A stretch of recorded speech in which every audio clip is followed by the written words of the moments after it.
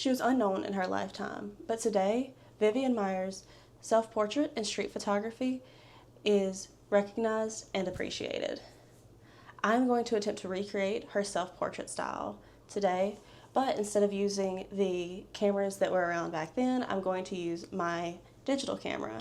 Maier loved reflections, store windows, mirrors, even shadows. Her photos tended to show her quiet, calming presence in whatever area she was in. To recreate this photo, there are a few things that are needed. You need a reflective surface like a mirror or a window. I'll be using a mirror for today's shots, as well as some natural lighting to create shadows across the subject. Once the photo is taken, it will be put into Lightroom to bring it back in time to the time period she took most of her photos, between the 50s and 80s. Just give it that nice black and white grainy look. For these photos, I took a couple different angles, a couple different ways of holding my camera, since obviously cameras nowadays can be moved around a little bit more. With most of the cameras she used, they were a typical medium format box style camera like the Flex 2 that I currently own. But I wanted to try to do a more digital take on these photos, hence why I'm using my Panasonic LUMIX. When looking over all of Vivian Maier's self-portraits she took over her lifetime, she keeps a rather neutral facial expression in them, so I'm trying to stick with that when taking these photos, since most of the emotion comes out through her eyes. I'm just trying to pay homage to her with every bit of this photography, not just the editing style. But next step after taking these photos is to put it in Lightroom.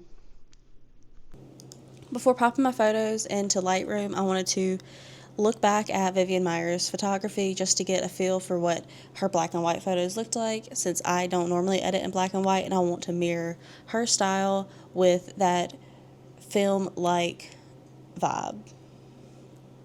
Now, 67 photos in Lightroom, I just kind of wanted to review and see which photo I would like to go with to Vivian Maier's self-portrait.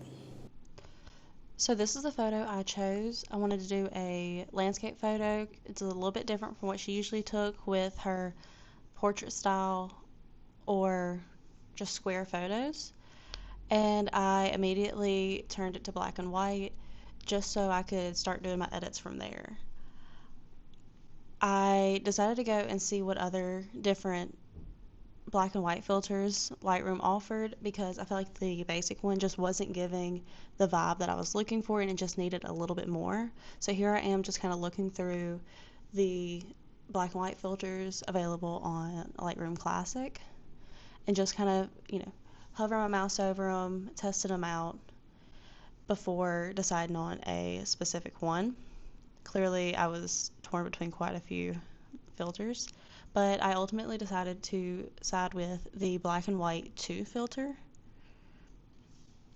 because it just kind of gave a bit more of an old-timey, grainy vibe.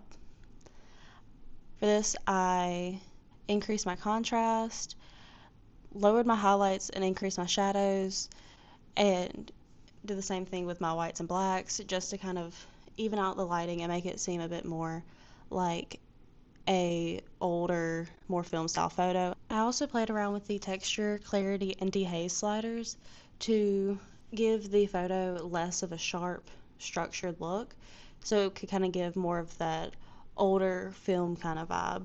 Messed with the black and white color sliders. I changed up the red a little bit, made it a little darker, wasn't a lot, but then I did most of my color changing with the orange and yellow sliders, since my original photo had a lot of orange and yellow undertones.